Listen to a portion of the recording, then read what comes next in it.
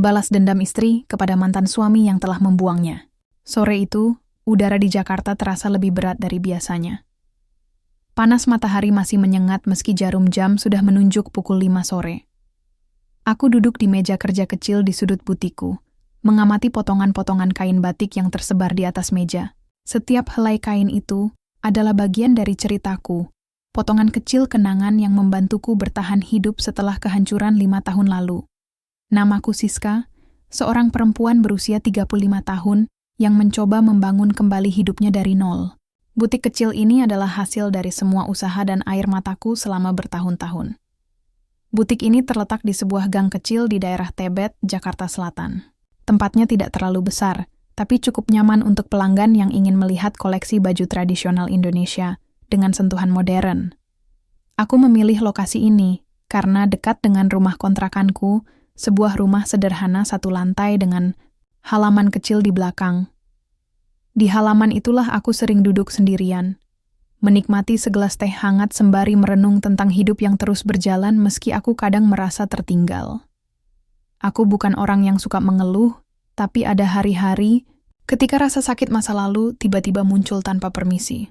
Hari ini adalah salah satunya. Saat sedang menata kain-kain batik, ponselku berbunyi. Sebuah pesan masuk dari grup WhatsApp teman-teman SMA-ku. Awalnya, aku tak berniat membacanya karena sibuk dengan pekerjaan. Namun, sesuatu membuatku penasaran. Mungkin insting, atau mungkin firasat buruk. Pesan itu datang dari Rina, teman baikku sejak SMA. Dia menulis, "Hei, kalian sudah dengar kabar tentang Purwadi? Dia akan menikah lagi bulan depan." Jantungku seperti tersentak. Nama itu, Purwadi, adalah nama yang selalu berhasil membuat dadaku sesak. Mantan suamiku. Orang yang pernah menjadi alasan utama kebahagiaan dan kemudian kehancuranku. Aku tak pernah benar-benar bisa melupakannya, meskipun aku selalu berusaha meyakinkan diri bahwa aku sudah move on. Aku memandangi layar ponselku, mencoba menenangkan napas yang tiba-tiba terasa lebih cepat. Ada banyak pertanyaan yang langsung muncul di kepala. Siapa calonnya?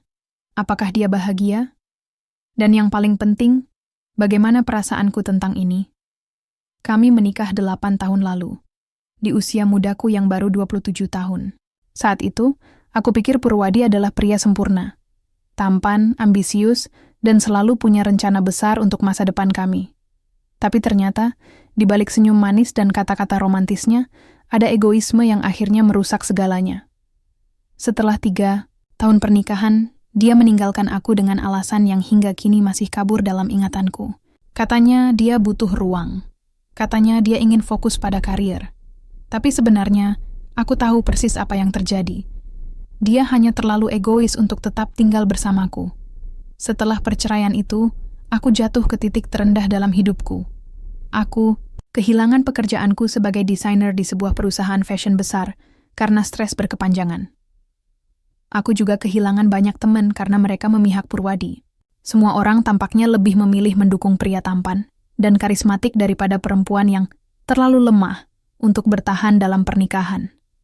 Tapi, seperti pepatah bilang, waktu memang obat terbaik. Dengan bantuan keluarga dan tekadku sendiri, aku mulai bangkit. Aku belajar menjahit ulang impianku, satu jahitan demi satu jahitan, hingga akhirnya butik ini lahir. Namun, meski aku sudah berhasil membangun kembali hidupku, ada bagian dari diriku yang masih merasa kosong, seperti ada luka yang tak pernah benar-benar sembuh. Dan hari ini, saat membaca pesan Rina, luka itu kembali terbuka. Aku mencoba mengabaikan perasaan itu dan melanjutkan pekerjaan. Tapi pikiranku terus melayang ke masa lalu. Aku ingat saat-saat ketika kami masih saling mencintai. Ketika Purwadi masih memandangku dengan mata penuh cinta. Ketika kami masih memiliki mimpi-mimpi bersama.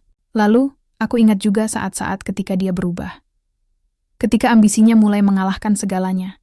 Ketika dia mulai menyalahkan aku atas semua kegagalan yang sebenarnya dia sendiri yang bertanggung jawab. Tak lama kemudian, Rina mengirim pesan lagi. Kali ini, dia memberikan detail tentang pernikahan Purwadi. Calonnya adalah seorang wanita muda bernama Dewi, yang usianya hampir separuh dari usia Purwadi. Dewi adalah anak dari bos Purwadi di perusahaan tempat dia bekerja sekarang. Kabarnya, Dewi cantik, cerdas, dan berasal dari keluarga kaya. Aku mencoba tidak peduli, tapi hatiku tetap terasa panas. Kenapa dia bisa menemukan pengganti begitu cepat? Kenapa dia bisa melupakan semua yang pernah kita miliki? Dan yang paling menyakitkan, apakah dia benar-benar bahagia tanpaku? Malam itu, aku pulang ke rumah dengan perasaan campur aduk. Aku tidak bisa tidur. Pikiranku dipenuhi oleh bayangan Purwadi dan wanita muda itu. Aku merasa marah, tapi di sisi lain, ada juga rasa lega. Lega karena aku sudah bebas dari hubungan yang menyakitkan itu. Lega karena aku sudah menemukan cara untuk bertahan hidup tanpanya. Tapi, ada satu pertanyaan yang terus mengganggu pikiranku. Apakah aku benar-benar siap menghadapi masa lalu jika harus bertemu dengannya lagi? Esok paginya, aku membuat keputusan. Aku akan hadir di pernikahannya. Bukan untuk memberikan selamat atau berdamai dengannya. Aku akan datang untuk membuktikan bahwa aku sudah berhasil tanpanya. Bahwa aku bisa hidup tanpa dia. Namun, dalam hati yang paling dalam, aku tahu ada alasan lain. Alasan yang bahkan aku sendiri belum sepenuhnya mengerti. Pagi itu, aku memutuskan untuk pergi ke butik lebih awal. Biasanya, aku selalu menikmati perjalanan pagi dengan segelas kopi di tangan, sambil mendengarkan musik lewat earphone. Tapi kali ini, pikiranku terlalu penuh untuk benar-benar rileks. Aku tak bisa berhenti memikirkan tentang Purwadi dan pernikahannya yang akan datang. Ada sesuatu dalam diriku yang merasa tidak nyaman, rasa penasaran yang bercampur dengan amarah. Aku mengendarai mobil tua kesayanganku, sebuah sedan kecil yang sudah kuatasi sejak 5 tahun lalu. Mobil ini bukan hanya alat transportasi bagiku. Ia adalah simbol perjuangan hidup mandiri setelah perceraian. Setiap goresan dan suara mesinnya adalah pengingat bahwa aku telah melalui banyak hal untuk sampai di titik ini. Namun, hari itu, mobil ini membawaku pada sesuatu yang tak pernah kuduga. Saat melewati jalan utama menuju butik, mataku menangkap sosok yang sangat familiar di pinggir jalan. Awalnya, aku hanya melihat sekilas, tapi kemudian aku menyadari siapa dia. Purwadi. Dia sedang berdiri di dekat mobilnya, berdebat dengan seorang polisi. Hatiku langsung berdegup kencang. Apakah ini kebetulan? Atau semesta sedang mempermainkanku? Aku menghentikan mobil beberapa meter dari tempat mereka berdiri. Dari balik kaca spion, aku bisa melihat wajah Purwadi dengan jelas. Dia tampak tegang, jauh berbeda dari sosok yang dulu selalu tenang dan percaya diri. Kemejanya sedikit kusut, dan ekspresinya menunjukkan betapa frustrasinya dia saat itu. Polisi yang berdiri di depannya terlihat tegas, memegang surat tilang di tangannya. Sejenak, aku merasa lega melihat Purwadi dalam situasi sulit seperti itu. Seperti karma sedang membalas semua tindakan buruknya di masa lalu. Aku bahkan tersenyum tipis, merasa puas melihat dia yang biasanya begitu sempurna kini berada dalam posisi rentan. Tapi kemudian, ada sesuatu yang membuatku ragu. Sebuah suara kecil di dalam hatiku berkata, "Apakah ini benar-benar yang kamu inginkan?" Aku menatapnya lagi. Kali ini lebih lama. Dia tampak cemas, mungkin karena pelanggaran yang dia lakukan cukup serius. Entah mengapa, hatiku mulai tergerak. Mungkin karena aku masih ingat bagaimana dulu dia selalu melindungiku ketika kami masih bersama. Atau mungkin karena naluri kemanusiaanku yang tak bisa sepenuhnya melupakan seseorang yang pernah begitu dekat denganku. Setelah beberapa detik berpikir, aku memutuskan turun dari mobil. Langkah-langkah kakiku terasa berat, seolah-olah ada beban besar di pundakku. Aku mendekat ke arah mereka, mencoba terlihat tenang meskipun hatiku berdebar kencang. Saat aku sampai di samping Purwadi, dia langsung menoleh ke arahku. Matanya membelalak, seolah tak percaya bahwa aku benar-benar ada di sana. "Siska?" katanya, suaranya terdengar gugup. Aku hanya mengangguk singkat, lalu mengalihkan pandanganku ke polisi. "Ada masalah apa, Pak?" tanyaku dengan nada sopan. Polisi itu menjelaskan bahwa Purwadi tertangkap basah melanggar lampu merah dan tidak membawa SIM. Pelanggaran kecil, tapi cukup untuk membuatnya ditilang. Aku tahu persis bagaimana sistem kerja polisi di Jakarta. Kadang-kadang, Urusan seperti ini bisa lebih mudah diselesaikan jika ada kenalan yang tepat. Boleh saya bicara sebentar, Pak? Kataku kepada polisi itu, lalu menariknya ke samping. Beruntung, aku punya teman baik bernama Andi, seorang anggota polisi yang bertugas di wilayah ini. Kami pernah bekerja sama dalam sebuah acara amal beberapa bulan lalu, dan hubungan kami cukup baik. Aku menghubungi Andi melalui telepon, menjelaskan situasinya dengan cepat. Beberapa menit kemudian, polisi itu menerima panggilan dari atasannya, dan akhirnya memutuskan untuk membebaskan Purwadi dengan peringatan keras. Ketika aku kembali ke sisi Purwadi, dia tampak terkejut. "Kenapa kamu membantu aku?" tanyanya, suaranya penuh rasa tidak percaya. Aku menghela napas panjang, mencoba mencari jawaban yang tepat. "Aku tidak tahu," kataku jujur. "Mungkin karena aku masih manusia." Dia terdiam sejenak, matanya menatapku dengan intensitas yang membuatku merasa tidak nyaman. "Terima kasih," katanya akhirnya, suaranya terdengar lebih lembut dari sebelumnya. Aku hanya mengangguk singkat, lalu berbalik untuk kembali ke mobilku. Namun, sebelum aku sempat melangkah lebih jauh, dia memanggilku. "Siska, tunggu." Aku berhenti, tapi tidak menoleh ke arahnya. "Kenapa kamu mau datang ke pernikahanku?" tanyanya, suaranya terdengar lebih rendah, hampir seperti bisikan. Pertanyaannya membuatku terkejut. Bagaimana dia tahu? Apakah Rina memberitahunya? Atau mungkin kabar itu sudah tersebar luas di grup WhatsApp SMA-ku? Aku berbalik perlahan, menatapnya dengan tatapan dingin. "Aku tidak datang untukmu," kataku tegas. "Aku datang untuk membuktikan bahwa aku sudah berhasil tanpamu." Dia terdiam lagi, wajahnya menunjukkan campuran emosi yang sulit dibaca. Ada rasa bersalah, ada juga rasa penyesalan. Tapi aku tidak peduli. Aku sudah terlalu lama hidup dengan luka yang dia tinggalkan.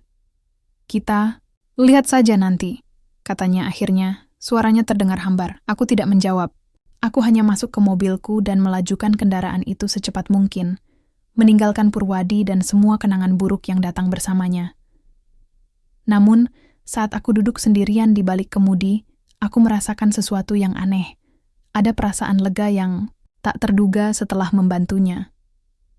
Seolah-olah, dengan tindakan kecil itu, aku berhasil melepaskan sebagian dari dendam yang selama ini menghantuiku. Tapi di sisi lain, aku juga merasa bingung.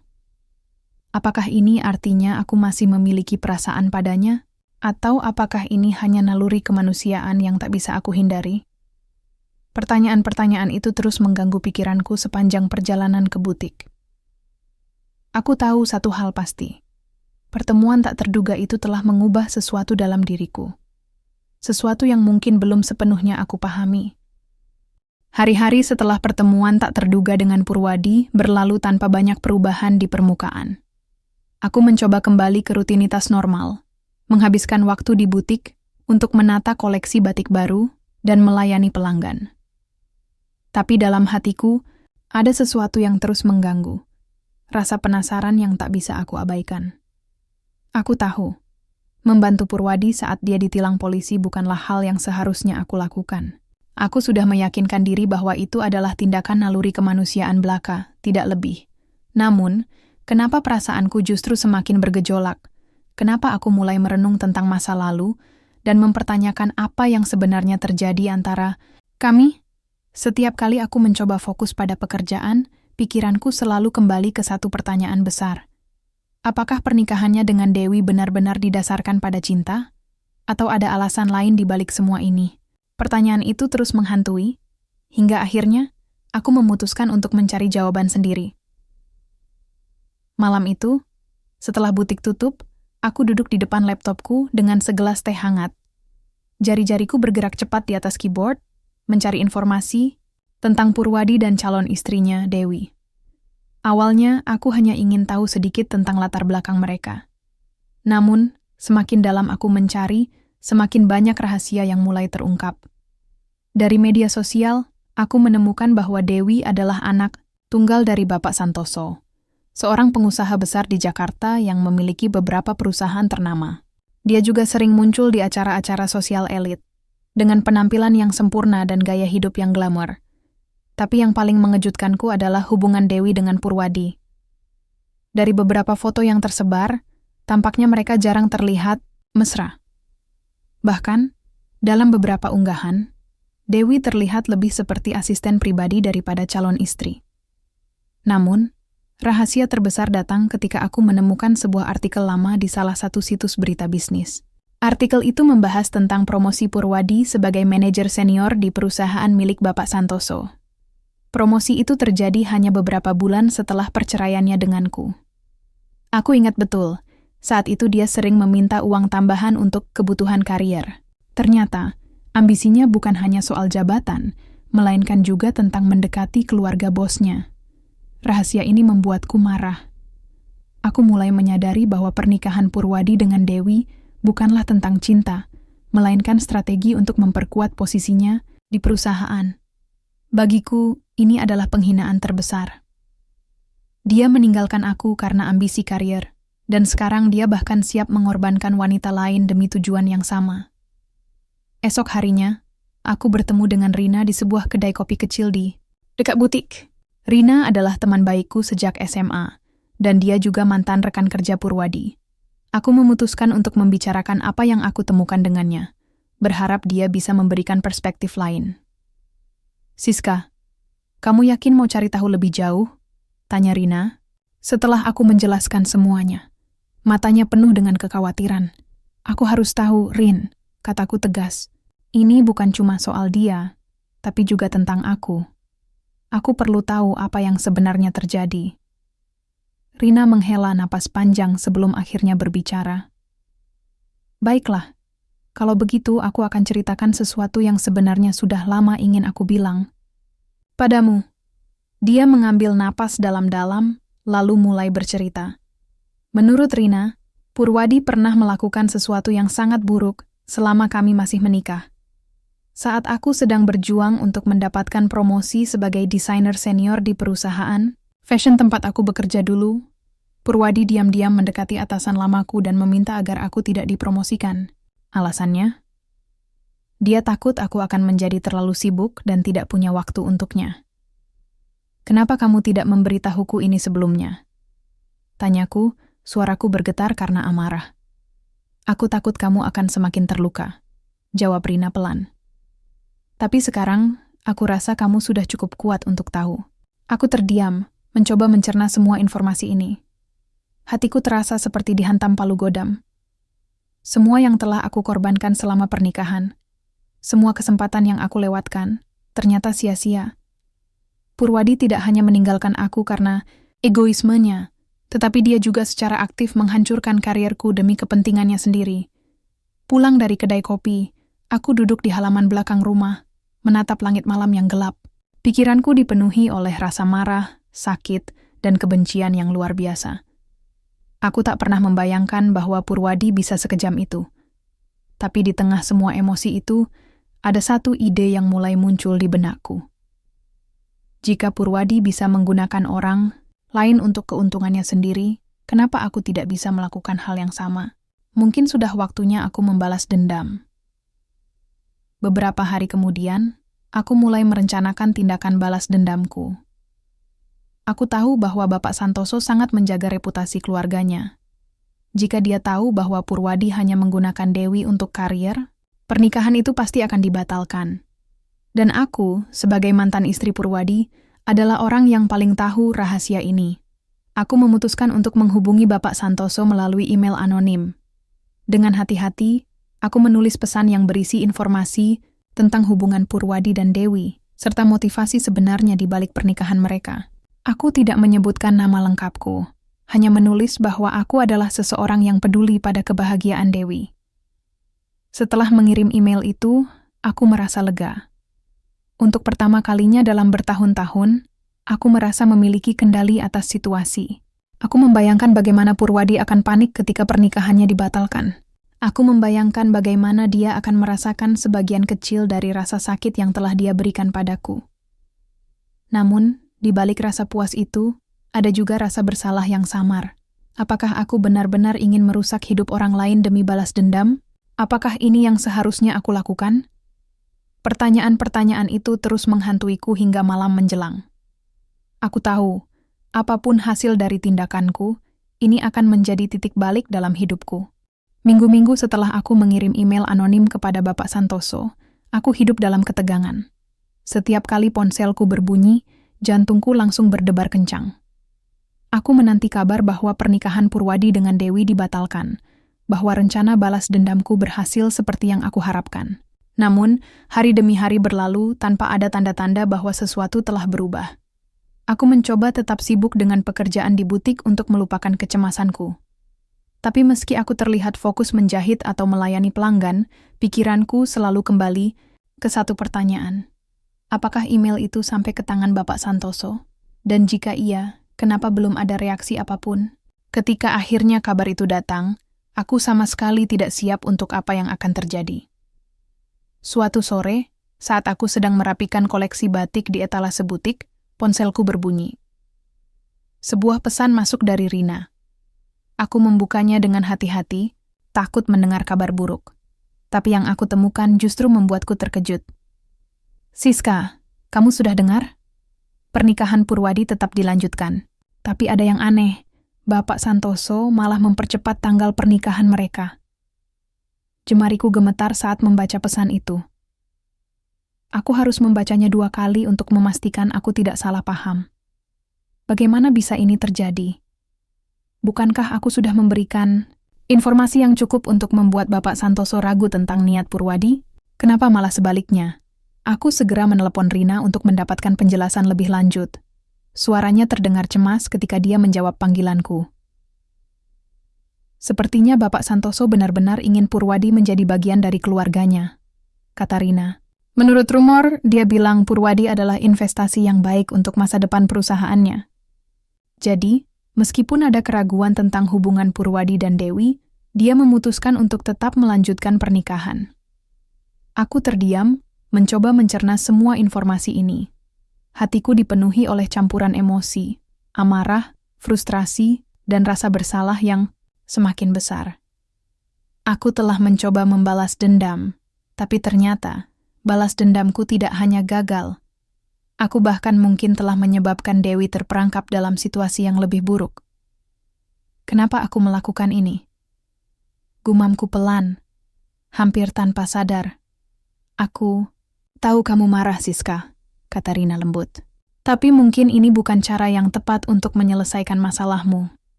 Aku tidak menjawab. Aku hanya mengakhiri panggilan dan duduk diam di kursi kerjaku, menatap layar ponsel yang masih menyala. Pikiranku dipenuhi oleh bayangan Dewi, seorang wanita muda yang tampaknya tidak bersalah, kini terjebak dalam pernikahan yang mungkin tidak ia inginkan. Beberapa hari kemudian, aku memutuskan untuk hadir di acara lamaran resmi Purwadi dan Dewi. Awalnya, aku tidak berniat pergi. Tapi ada sesuatu yang membuatku merasa harus melihatnya sendiri. Mungkin karena aku ingin memastikan bahwa Dewi benar-benar baik-baik saja. Atau mungkin karena aku ingin menghadapi Purwadi secara langsung, untuk melihat apakah dia benar-benar bahagia dengan keputusannya. Acara itu diadakan di sebuah hotel mewah di Jakarta Selatan. Aku mengenakan kebaya modern yang kudesain sendiri, warna merah marun yang elegan. Meski aku berusaha terlihat percaya diri, hatiku dipenuhi oleh keraguan.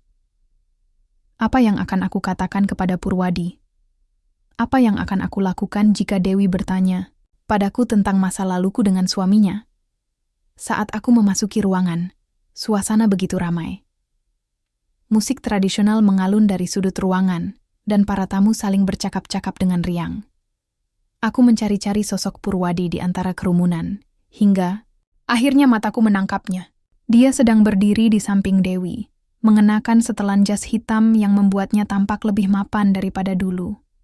Tapi wajahnya kosong, seolah-olah dia hanya menjalani rutinitas tanpa emosi.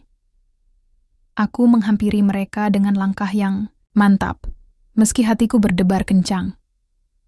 Saat aku sampai di dekat mereka, Purwadi langsung menoleh ke arahku. Matanya melebar sejenak, lalu ekspresinya berubah menjadi datar. Siska, katanya. Suaranya terdengar hambar. Purwadi, balasku dengan nada dingin.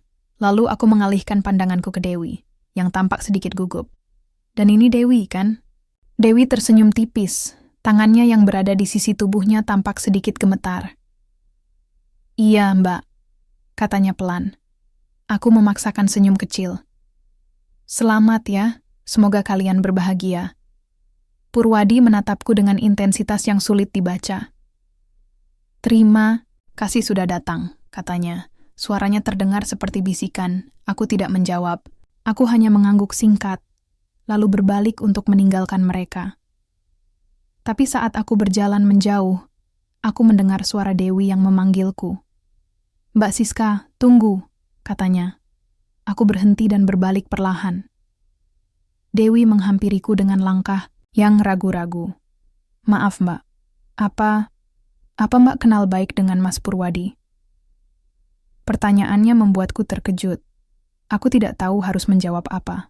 Akhirnya, aku hanya berkata, kami pernah dekat, dulu. Dewi terdiam sejenak. Matanya menunjukkan rasa ragu. Aku merasa ada sesuatu yang aneh tentang pernikahan ini, Mbak. Tapi aku tidak tahu apa. Hatiku terasa seperti dihantam palu godam. Aku tahu persis apa yang Dewi maksud. Tapi aku juga tahu, aku tidak bisa mengatakan apa-apa. Ini adalah kehidupannya, dan aku tidak punya hak untuk mencampuri. Ada banyak hal dalam hidup yang tidak bisa kita kontrol, kataku akhirnya. Yang penting, kamu harus yakin dengan keputusanmu sendiri. Dewi mengangguk pelan, wajahnya tampak lebih tenang, meski masih ada keraguan di matanya. Aku berbalik lagi, dan melangkah menjauh, meninggalkan mereka berdua di tengah kerumunan. Di perjalanan pulang, aku duduk sendirian di mobilku, menatap kosong ke arah jalan yang gelap. Aku merasa lega karena akhirnya bisa menghadapi Purwadi secara langsung. Tapi di sisi lain, aku juga merasa bersalah. Aku telah mencoba membalas dendam, tapi ternyata tindakanku hanya menyebabkan lebih banyak masalah bagi orang lain. Aku tahu, inilah saatnya aku melepaskan semua dendam ini. Aku tidak bisa terus hidup dengan membawa beban masa lalu. Sudah waktunya aku fokus pada diriku sendiri, pada kebahagiaanku sendiri. Namun, di balik semua itu, ada satu pertanyaan yang terus menggangguku. Apakah Purwadi benar-benar bahagia dengan hidupnya sekarang? Atau apakah dia juga merasa kosong seperti yang kulihat di matanya? Hari-hari setelah acara lamaran itu berlalu dengan lambat, seperti gerakan jarum jam yang tersendat. Aku mencoba kembali ke rutinitas normal, tapi ada sesuatu dalam diriku yang terasa berbeda. Mungkin karena aku telah melihat Purwadi dan Dewi secara langsung. Mungkin karena aku mulai menyadari bahwa balas dendam tidak membawa jawaban yang aku cari selama ini. Aku menghabiskan lebih banyak waktu di butik, mencoba menenggelamkan diri dalam pekerjaan. Namun, meski tangan-tanganku sibuk menjahit atau merapikan koleksi batik, pikiranku tak pernah benar-benar lepas dari masalah yang terus menghantui. Setiap kali aku memikirkan wajah kosong Purwadi di hari lamaran itu, aku merasa ada sesuatu yang belum selesai antara kami. Ada pertanyaan besar yang belum terjawab. Apakah dia bahagia? Atau apakah dia juga merasa hampa seperti yang kulihat di matanya? Beberapa minggu kemudian, aku mendapat kabar bahwa Purwadi akan hadir di sebuah acara sosial yang diadakan oleh salah satu komunitas bisnis di Jakarta. Awalnya, aku tidak berniat pergi. Tapi entah kenapa, ada dorongan kuat dalam diriku untuk melihatnya lagi. Bukan karena aku masih memiliki perasaan padanya. Aku sudah lama melepaskan hal itu. Tapi karena aku ingin tahu, apakah dia benar-benar baik-baik saja. Acara itu diadakan di sebuah gedung tua yang telah direnovasi menjadi galeri seni modern. Ruangan itu dipenuhi oleh orang-orang dari berbagai kalangan, semua tampak elegan dengan pakaian formal mereka. Aku memilih mengenakan kebaya biru tua yang sederhana namun anggun, mencerminkan identitas tradisional yang selalu aku banggakan. Saat aku memasuki ruangan, aku langsung mencari-cari sosoknya di antara kerumunan. Tidak sulit menemukannya. Purwadi selalu menonjol dimanapun dia berada. Dia sedang berdiri di sudut ruangan, bersandar pada dinding dengan segelas minuman di tangannya. Ekspresinya terlihat murung, jauh berbeda dari sosok yang biasanya percaya, diri dan karismatik. Aku ragu-ragu sejenak, tapi akhirnya memutuskan untuk mendekatinya. Ketika aku sampai di dekatnya, dia langsung menoleh ke arahku. Matanya melebar sejenak, lalu ekspresinya berubah menjadi datar seperti biasa. "Siska," katanya, suaranya terdengar lelah. "Purwadi," balasku pelan. Kami berdiri dalam diam selama beberapa detik, hanya saling menatap tanpa bicara. Suasana di sekitar kami terasa tegang, meski musik lembut mengalun dari speaker di sudut ruangan. Aku ingin minta maaf," katanya akhirnya. Suaranya terdengar seperti bisikan. Aku terkejut mendengar kata-kata itu. Selama bertahun-tahun, aku selalu membayangkan bagaimana rasanya jika Purwadi mengakui kesalahannya. Tapi sekarang, ketika momen itu benar-benar terjadi, aku merasa bingung. Apakah ini benar-benar dia? Atau apakah ini hanya strategi lain untuk membuat dirinya terlihat baik? "Maaf untuk apa?" tanyaku, nada suaraku tetap dingin. "Untuk semuanya," katanya. Matanya menatapku. "Dengan intensitas yang sulit dibaca, aku meninggalkanmu karena ambisiku sendiri. Aku mengorbankan hubungan kita demi karier. Dan aku tahu, itu adalah kesalahan terbesar dalam hidupku." Aku terdiam, mencoba mencerna kata-kata itu. Hatiku dipenuhi oleh campuran emosi. Amarah, rasa, sakit, dan sedikit simpati. Aku tahu persis betapa menyakitkannya pengorbanan itu bagi diriku. Tapi aku juga bisa melihat dari mata Purwadi bahwa dia benar-benar menyesali tindakannya. "Kenapa sekarang?" tanyaku akhirnya. "Kenapa kamu baru mengatakannya sekarang?" Dia menghela napas panjang, lalu mengalihkan pandangannya ke lantai. Aku baru menyadarinya setelah menikah dengan Dewi. Aku pikir aku akan bahagia, tapi ternyata tidak. Aku merasa kosong, Siska. Seperti ada sesuatu yang hilang dalam hidupku. Aku terdiam lagi, mencoba mencari jawaban yang tepat. Tapi aku tidak bisa menemukannya. Jadi, aku hanya berkata, "Aku sudah move on, Purwadi. Aku sudah belajar untuk hidup tanpamu." Dia mengangguk pelan, wajahnya penuh dengan rasa bersalah. "Aku tahu, dan aku menghormati itu. Aku hanya ingin kamu tahu bahwa aku menyesal. Sungguh." Kami berdiri dalam diam lagi selama beberapa saat, hanya saling menatap tanpa bicara. Lalu, aku memutuskan untuk berbalik dan pergi. Saat aku melangkah menjauh, aku merasa lega. Seolah-olah, beban besar yang selama ini kupikul akhirnya terangkat. Di perjalanan pulang, aku duduk sendirian di mobilku, menatap kosong ke arah jalan yang gelap. Pikiranku dipenuhi oleh konflik internal yang kompleks. Di satu sisi, aku merasa puas karena Purwadi akhirnya mengakui kesalahannya. Di sisi lain, aku juga merasa kasihan padanya. Meski dia telah melakukan hal-hal buruk padaku, aku bisa melihat bahwa dia juga menderita karena pilihannya sendiri. Aku tahu, ini adalah saatnya aku benar-benar melepaskan masa lalu. Sudah cukup aku hidup dengan membawa beban dendam. Sudah cukup aku terus-menerus mempertanyakan apakah dia bahagia atau tidak. Sekarang, aku harus fokus pada diriku sendiri, pada kebahagiaanku sendiri.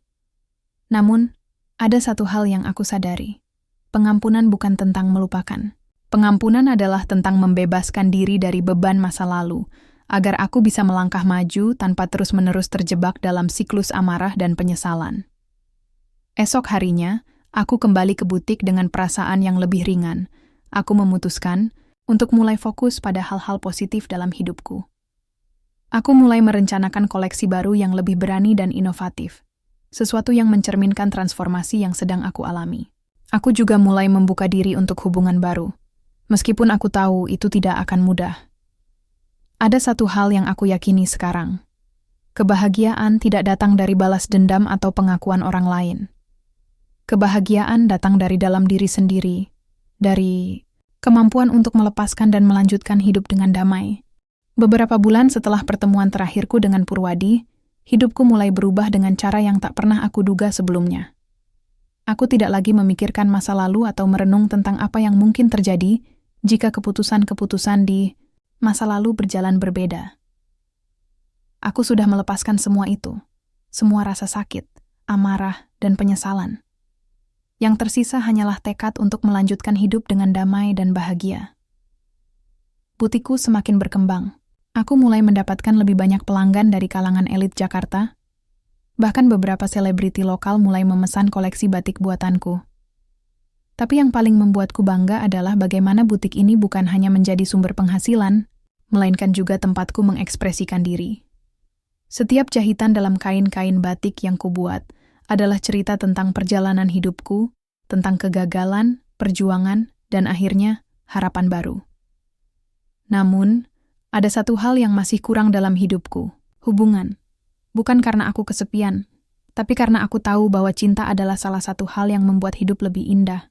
Meski aku sudah belajar untuk mandiri, aku juga sadar bahwa manusia pada dasarnya adalah makhluk sosial yang membutuhkan koneksi emosional dengan orang lain.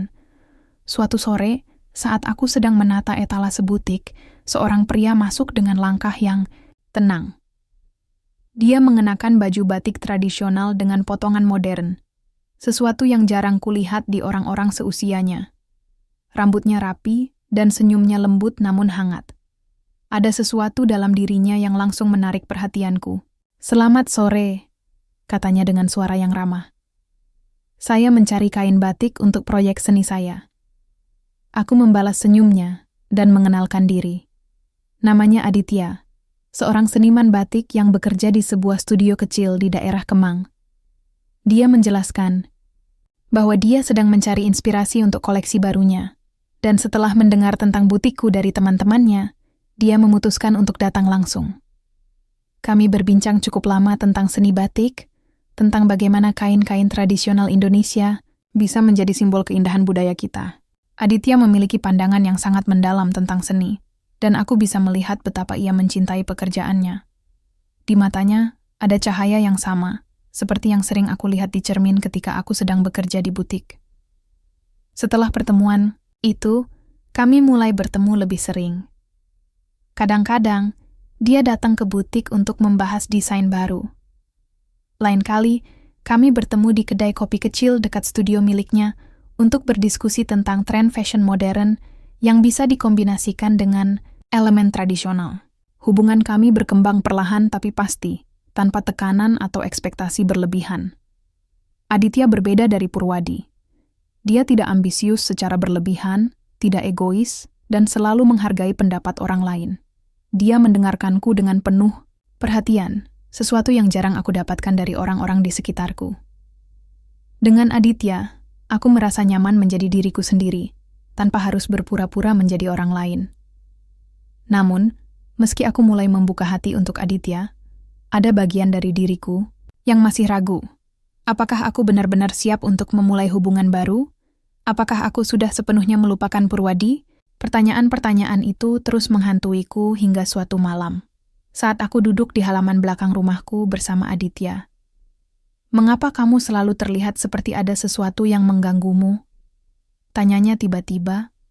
Matanya menatapku dengan penuh perhatian. Aku terdiam sejenak, mencoba mencari jawaban yang tepat. Akhirnya, aku memutuskan untuk jujur. Ada banyak hal dalam hidupku yang sulit untuk dilupakan, kataku pelan. Tapi aku sedang mencoba untuk move on. Aditya mengangguk pelan, lalu meraih tanganku. "Aku tidak ingin memaksamu untuk melupakan apapun," katanya. "Yang penting, kamu bisa merasa nyaman denganku. Jika kamu belum siap, aku akan menunggu." Kata-katanya membuatku tersentuh. Untuk pertama kalinya, aku merasa benar-benar didengarkan dan dipahami. Aku tidak perlu menyembunyikan luka-luka lamaku, karena Aditya menerimaku apa adanya. Beberapa minggu kemudian, aku mendengar kabar tentang Purwadi. Seorang teman lama memberitahuku bahwa dia memutuskan untuk meninggalkan pekerjaannya di perusahaan besar dan pindah ke sebuah desa kecil di Jawa Tengah. Dia mulai hidup sederhana, merawat sawah, dan belajar tentang kehidupan yang lebih tenang. Kabarnya, Dewi tetap tinggal di Jakarta, tapi mereka sepakat untuk menjalani hidup masing-masing dengan damai. Aku tidak tahu apakah keputusan Purwadi itu benar atau salah, tapi aku tahu satu hal, dia telah memilih jalannya sendiri, seperti halnya aku yang sedang membangun kebahagiaanku sendiri. Kami mungkin tidak akan pernah bertemu lagi, tapi aku merasa lega mengetahui bahwa dia juga sedang mencoba menemukan kedamaian. Esok harinya, aku dan Aditya memutuskan untuk pergi ke sebuah pameran seni di pusat kota. Saat kami berjalan berdampingan, aku merasakan sesuatu yang baru dalam hatiku, rasa percaya dan harapan. Aku tahu, hubungan ini mungkin tidak akan sempurna, tapi bukankah hidup memang tentang proses belajar dan tumbuh bersama? Di akhir hari, saat kami duduk di sebuah bangku taman, Aditya mengambil tanganku dan berkata, "Aku tahu kita masih baru mengenal satu sama lain. Tapi aku ingin kamu tahu bahwa aku ingin menjalani hidup ini bersamamu." Aku tersenyum, lalu mengangguk pelan. "Aku juga ingin melihat kemana hubungan ini akan membawa kita," balasku. Kami saling menatap lalu tertawa kecil. Ada sesuatu yang ringan dan menyenangkan dalam momen itu, sesuatu yang membuatku yakin bahwa aku sedang berada di jalur yang benar. Malam itu, aku duduk di halaman belakang rumahku, menikmati segelas teh hangat sembari memandangi langit yang penuh bintang. Aku memikirkan semua yang telah terjadi dalam hidupku, kegagalan, kehilangan, dan perjuangan untuk bangkit kembali. Aku memikirkan tentang Purwadi, tentang Dewi, dan tentang semua orang yang pernah menjadi bagian dari perjalananku. Tapi yang paling penting, aku memikirkan tentang diriku sendiri. Aku menyadari bahwa kebahagiaan tidak datang dari balas dendam atau pengakuan orang lain. Kebahagiaan datang dari dalam diri sendiri, dari kemampuan untuk melepaskan masa lalu dan melangkah maju dengan damai. Aku tidak tahu apa yang akan terjadi di masa depan, tapi yang pasti, aku siap untuk menghadapinya dengan senyuman.